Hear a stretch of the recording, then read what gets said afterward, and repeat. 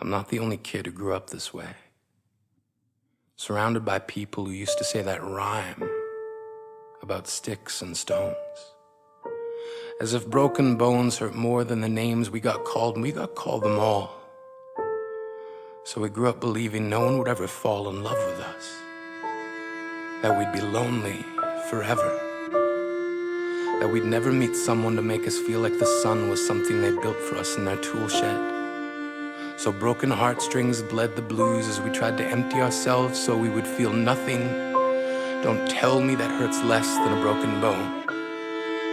That an ingrown life is something surgeons can cut away. That there's no way for it to metastasize, it does. She was 8 years old.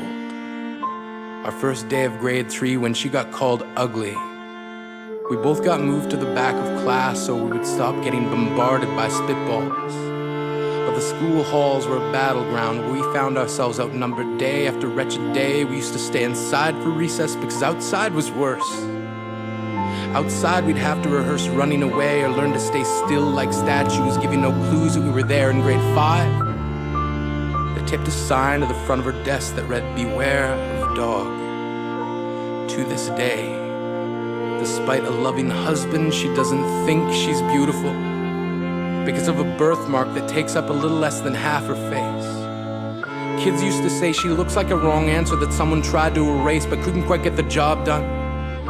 And they'll never understand that she's raising 2 kids whose definition of beauty begins with the word mom. Because they see her heart before they see her skin. Because she's only ever always been amazing. He was a broken branch grafted onto a different family tree. Adopted. Not because his parents opted for a different destiny. He was 3 when it became a mixed drink of 1 part left alone and 2 parts tragedy. Started therapy in 8th grade. Had a personality made up of tests and pills. Lived like the uphills were mountains and the downhills were cliffs. 4/5 suicidal, a tidal wave of antidepressants, and an adolescence being called pauper. 1 part because of the pills, 99 parts because of the cruelty. He tried to kill himself in grade 10 when a kid who could still go home to mom and dad had the audacity to tell him, "Get over it." As if depression is something that can be remedied by any of the contents found in a first aid kit. To this day, he is a stick of TNT lit from both ends.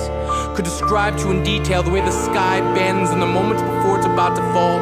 And despite an army of friends who all call him an inspiration, he remains a conversation piece between people who can't understand. Sometimes being drug-free has less to do with addiction and more to do with sanity.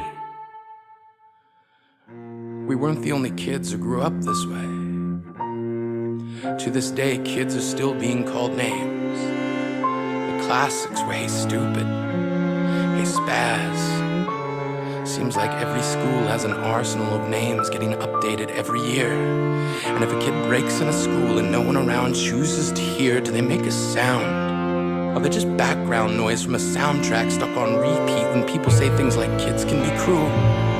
Every school was a big top circus tent, and the pecking order went from acrobats to lion tamers, from clowns to carnies.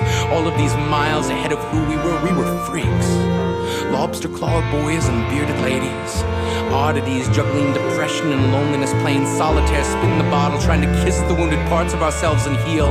But at night, while the others slept, we kept walking the tightrope. It was practice, and yes, some of us fell. But I want to tell them that all of this is just debris left over when we finally decide to smash all the things we thought we used to be. And if you can't see anything beautiful about yourself, get a better mirror. Look a little closer. Stare a little longer. Because there's something inside you that made you keep trying despite everyone who told you to quit. You built a cast around your broken heart and signed it yourself. You signed it. They were wrong. Because maybe you didn't belong to a group or a clique. Maybe they decided to pick you last for basketball or everything. Maybe you used to bring bruises and broken teeth to show and tell but never told. Because how can you hold your ground if everyone around you wants to bury you beneath it? You have to believe that they were wrong. They have to be wrong. Why else would we still be here? We grew up learning to cheer on the underdog because we see ourselves in them. We stem from a root planted in the belief that we are not what we were called. We are not abandoned cars stalled out and sitting empty on some highway. And if in some way we are, don't worry. We only got out to walk and get gas. We are graduating members from the class of We Made It. Not the faded echoes of voices crying out names will never hurt me. Of course, they did.